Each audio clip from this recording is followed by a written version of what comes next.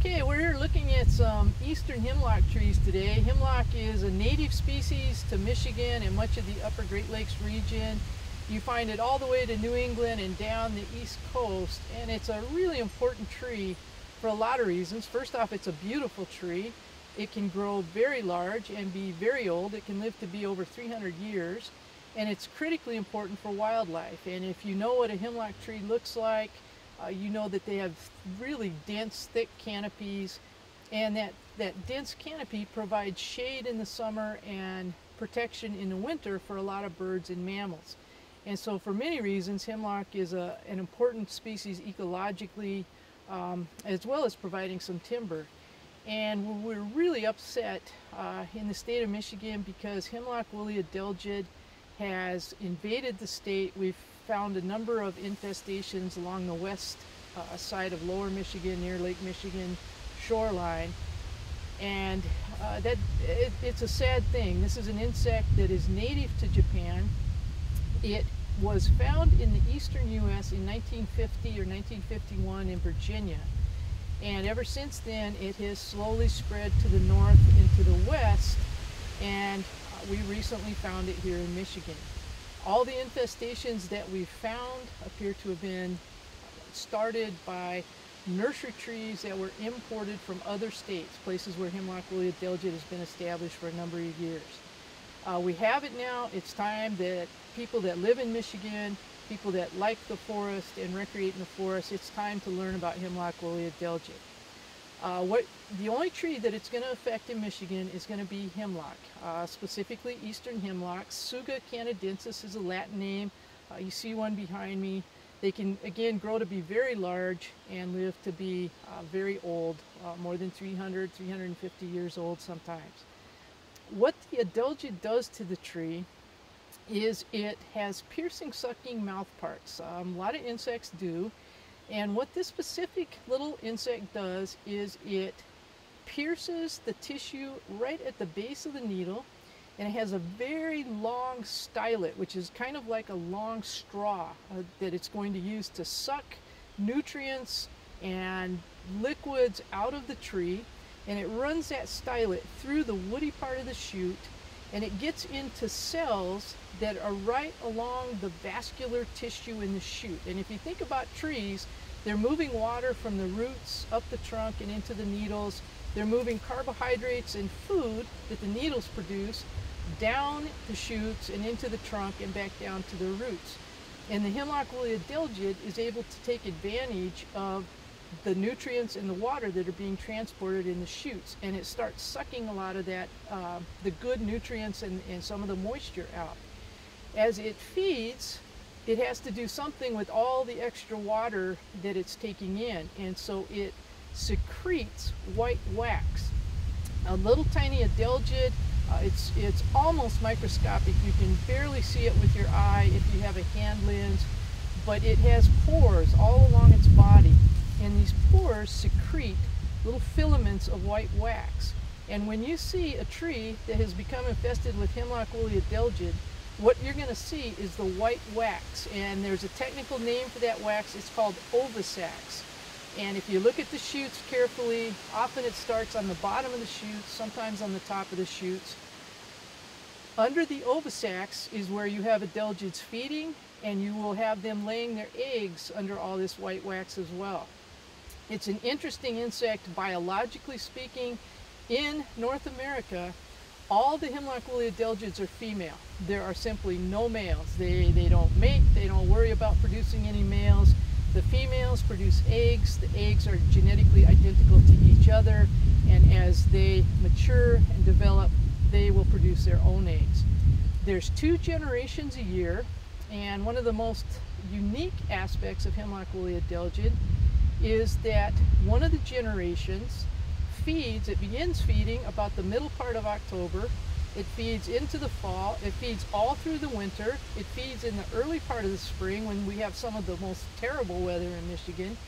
And it's going to mature somewhere probably in March or April, perhaps as late as May, and those adelgids will produce eggs. Those eggs hatch, and the second generation of adelgids feeds and develops very rapidly. produces eggs by the early part of the summer. Those eggs hatch again early in the summer, and you have these tiny, they look like black specks of pepper. If you think about pepper that you'd put on your salad, these little tiny insects estivate. They basically go dormant all summer. And if you know what to look for and you have a good hand lens, you can find them, but you have to look very, very hard.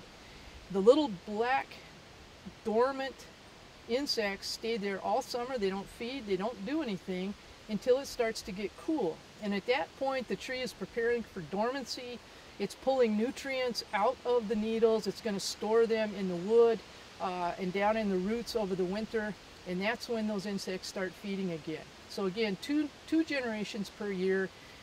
The generation that feeds over the winter, each one of those females can produce up to 300 eggs. And then the second generation that matures more rapidly, they don't produce as many eggs, maybe 40, 50, or 60 eggs per female. But you can see how a population can build up very rapidly. They don't have to worry about finding mates. If they become established on a tree, the population can grow relatively quickly, and pretty soon you have a tree that has adelgids top to bottom.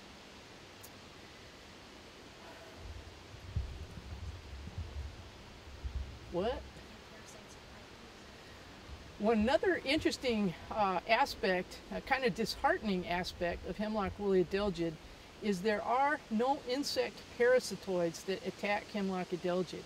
If you know about insects and entomology, you know that many plant-feeding insects, many of the insects that are important tree feeders, their populations are controlled by tiny wasps that attack either the eggs or the larvae. For example, caterpillars have a lot of insect parasitoids.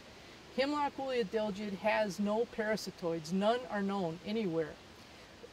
In terms of predators, there are some very specialized ladybird beetles, what we would call ladybugs, much smaller than the ladybug you might see in your garden.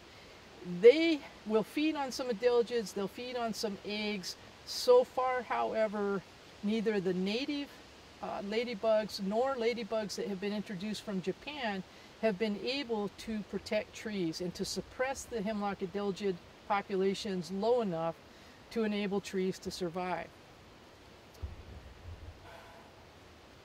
How would somebody detect them in their landscape? One of the difficult things about working with hemlock adelgid is they can be incredibly difficult to find. Once a tree is fully infested, you're going to see them. At that point, it's easy to see the white ovisacs, especially in the winter, the early part of the spring, even the early part of the summer. But when trees are just becoming infested, when there's a light infestation or a new infestation, hemlock woolly adelgid can be very patchy. One tree may have a lot. A tree that's right across a parking lot or even within a few feet might not have any. Sometimes the upper part of the tree gets infested, but the lower part of the tree you don't see anything. Other times, I know there was one tree we looked at where there was a branch at about knee level, and that branch was full of hemlock adelgid. We couldn't find any evidence of adelgid anywhere else on that tree, and it was probably a 16 or 18 foot tall tree.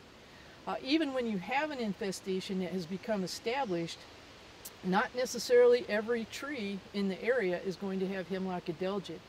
And that's part of the issue that we're having in western lower Michigan right now, is finding where these infestations are and delimiting those infestations, figuring out how far hemlock adelgid has spread. If you look at information that comes out of the eastern U.S., including states in New England, places like Massachusetts and Connecticut, where they have cold winters, the rate of spread historically has been 4 to 5 miles a year. And keeping in mind that hemlock adelgid has been in the eastern region of the U.S. since at least 1950, you kind of look at its distribution now and divide by 60 years or so, about every 4 to 5 miles per year. One of the interesting things is that it doesn't appear that hemlock woolly adelgid has spread in Michigan that rapidly. We've had some infestations here that, in terms of the evidence and trying to figure out when these insects came in, they're probably at least 15 years old. And we haven't seen the same rate of spread in Michigan, at least so far, that they've seen in New England and the eastern region of the U.S. One of the things that may be in our favor is those really severe winters. And if you lived in Michigan the last couple years, not so much the past winter, but the previous 2 winters, we had a lot of really cold temperatures, ice and snow, and it may be that really cold winter temperatures have helped to limit the rate at which this insect can spread. If you think about it, the insects are actively feeding all through the winter. And when it gets severely cold, there's a lot of evidence that suggests mortality of some of these adelgids can be relatively high. Now, of course, those 2 extremely cold winters were abnormal. That's not what we're likely to see over the next 10, 20, 30 years. So there's a lot of concern now about, now that hemlock woolly adelgid is established, how far is it going to spread? In the state of Michigan, in forests, not counting landscape trees, but just in the forests in Michigan, we have over 170 million hemlock trees. And those trees are all threatened by hemlock woolly adelgid. The adelgids don't have the ability to spread during all their life stages. The insects that are most likely to spread are either going to be eggs or the very first tiny insects that hatch out of the eggs. Those, we call them crawlers because they're tiny little insects with tiny little legs. And they actually can move around. They can move out to the ends of the shoots. They can move up to the tops of the trees. And they can be blown in the wind. And there's a lot of evidence that will suggest that they do blow in the wind, and if they land on another hemlock tree, they can become established. Once they start feeding and poke their mouth parts into the base of the needle, they molt, they lose their legs, and they won't move again. We think that birds could possibly move hemlock adelgid if the right life stages of adelgid are present. A bird lands on the tree, picks up some of the ovisacs, the white material, flies to another hemlock tree. That's a potential means of spreading hemlock adelgid. It's possible that people can spread it if you brush against a tree at the wrong time and there's eggs or very young insects on the tree, and then you rub up against another tree or you just happen to brush against it again, you have the possibility of vectoring the insects to another tree. The long distance means of spreading hemlock adelgid is going to be on nursery trees. If you have infested nursery stock, could be small trees, could be trees that are B&B trees, and they're planted in a landscape. You've moved the insect with its host, and there's no reason in the world to think that that insect population won't thrive there. And so we're real concerned about nursery trees coming into the state, and of course making sure that our nursery growers here continue to produce clean hemlock. Ideally, if you're going to plant hemlock, which is a great idea, it's a beautiful tree, you want to buy it from nurseries in Michigan where you can be comfortable that they've grown stock that doesn't have hemlock woolly adelgid on it. Are there some questions that they should ask the nursery? So I'm thinking of the homeowner. So if they go to a nursery, how can they be proactive to say, is this grown in Michigan? Are you following a program for hemlock adelgid? If you're a homeowner or you own some property and you want to plant hemlocks on your property, and I encourage you to do that because it is a beautiful tree, talk to the people that are selling the hemlock trees. Make sure that those hemlock trees come from Michigan. Ask the seller, the nursery, where the trees were produced. Make sure that they're not being imported from any state that is known to have hemlock woolly adelgid. And that includes most of the eastern U.S. as well as the Pacific Northwest, places like Oregon and Washington. Hemlock woolly adelgid is established in those states as well. The hemlock species that grows there, western hemlock, is not susceptible to hemlock woolly adelgid. It is not harmed nearly as much as eastern hemlock is by hemlock woolly adelgid. So your best bet is to find trees that were grown and produced in Michigan and use those in your landscapes. Could you just quickly say, also when you're on vacation, don't plant them? I mean, I agree. I poached a tree one time. but it was just up north. I'm just thinking if you're there and you're in a nursery, that potentially. Anybody who travels out of state, you know, there's some beautiful hemlocks that are produced in states along the East Coast. I've seen beautiful hemlocks grown in North Carolina, West Virginia, some of the other states. And it may be tempting to purchase trees there, whether you're a homeowner or whether you're a landscaper, you want to put them in a building development or some other type of landscaping. Don't do it. The state of Michigan has a quarantine that prohibits importing hemlock trees from any state or any county known to be infested with hemlock woolly adelgid. You're much better off if you're going to plant hemlock trees, buy those trees from a nursery in Michigan, talk to the people that are selling the trees, make sure that they're aware of hemlock woolly adelgid and have gone through the steps needed to produce trees that are not going to be infested.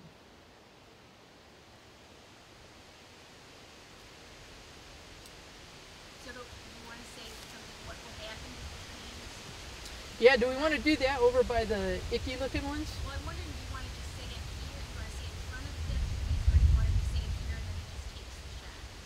Let's go sit in front of the dead trees. Okay.